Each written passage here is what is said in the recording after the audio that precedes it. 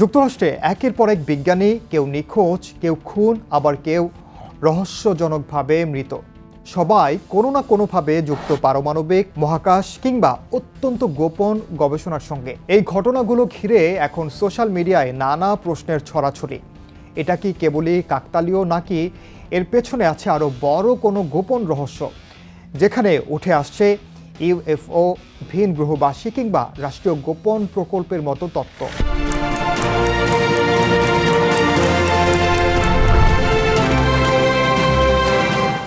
পরিস্থিতি এতটাই আলোচনায় যে মার্কিন প্রেসিডেন্ট ডোনাল্ড ট্রাম্প নিজেই তদন্তের নির্দেশ দিয়েছেন। তাহলে আসলে ঘটনা কি ঘটছে? রহস্য, গুজব আর বাস্তবতার মাঝখানে দাঁড়িয়ে আজকের দৃশ্যপট। সঙ্গে আছি আমি, ওমরিনা।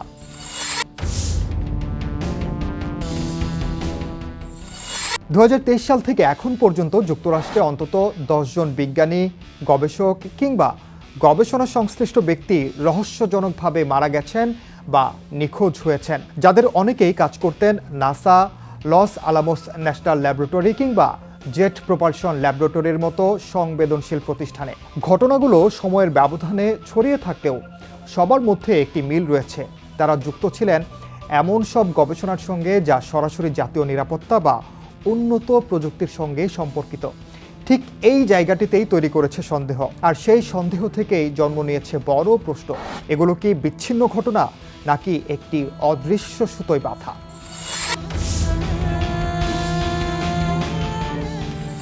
এই রহস্যের কেন্দ্রবিন্দুতে উঠে এসেছে একটি নাম, উইলিয়াম নীল ম্যাককাসল্যান্ড।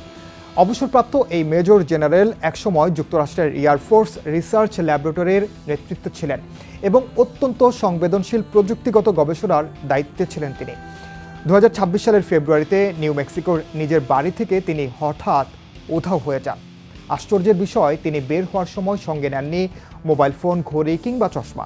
শুধু একটি ওয়ালেট, হাইকিং বুট এবং একটি রিভলভার নিয়ে বের হন বলে গণমাধ্যমের তথ্য। এরপর থেকে তার কোনো খোঁজ পাওয়া যায়নি। এই অস্বাভাবিক ঘটনায় সোশ্যাল মিডিয়ায় নানা তত্ত্বের জন্ম দেয়, যেখানে অনেকেই দাবি করতে শুরু করেন এটি কোনো সাধারণ নিখোঁজ হওয়া নয়।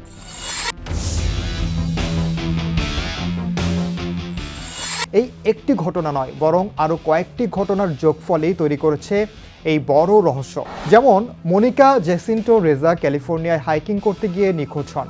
স্টিভেন গ্রাসিয়া হঠাৎ বাড়ি থেকে অদৃশ্য হয়ে যান। অ্যান্থনি শ্যাভেজ কোনো চিহ্ন ছাড়াই হারিয়ে যান।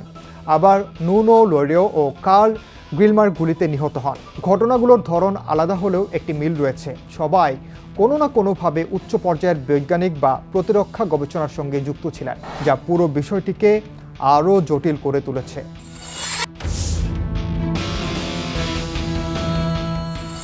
এই ঘটনাগুলো ঘিরে সবচেয়ে বেশি আলোচিত তথ্য হলো ইউএফও বা ভিন গ্রহবাসী সম্পর্কিত ষড়যন্ত্র। অনেকেই মনে করছেন এই বিজ্ঞানীরা হয়তো এমন কিছু তথ্য বা গবেষণার সঙ্গে যুক্ত ছিলেন যা জনসমক্ষে আনা হয়নি এবং সেই কারণেই তাদের সরিয়ে দেওয়া হয়েছে। এমনকি অ্যান্টি গ্র্যাভিটি গবেষণার সঙ্গে যুক্ত অ্যামি স্ক্রিচ মৃত্যুর আগে দাবি করেছিলেন তার জীবন হুমকির মুখে। তবে এসব দাবির পক্ষে এখন পর্যন্ত কোনো নির্ভরযোগ্য প্রমাণ পাওয়া যায়নি, যে কারণে এগুলো এখন পর্যন্ত কেবলই অনুমান এবং গুজবের পর্যায়েই রয়ে গেছে।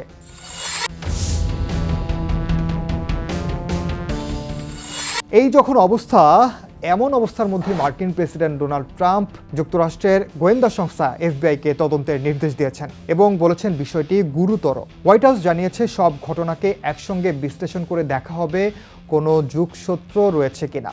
তবে অনেক বিশ্লেষক মনে করছেন এই তদন্তের পেছনে রাজনৈতিক হিসাব নিকাশও থাকতে পারে, কারণ একই সময়ে আন্তর্জাতিক অঙ্গনে, বিশেষ করে ইরান যুদ্ধের কারণে চাপের মুখে আছে ট্রাম্প প্রশাসন। আর সে কারণে হয়তো ট্রাম্প প্রশাসন মার্কিন জনমতকে অন্যদিকে ঘোরাতে চাইছে। ফলে এই তদন্ত শুধুই নিরাপত্তা ইস্যু নাকি রাজনৈতিক কৌশল, সেটিও এখন প্রশ্নের অংশ হয়ে উঠেছে।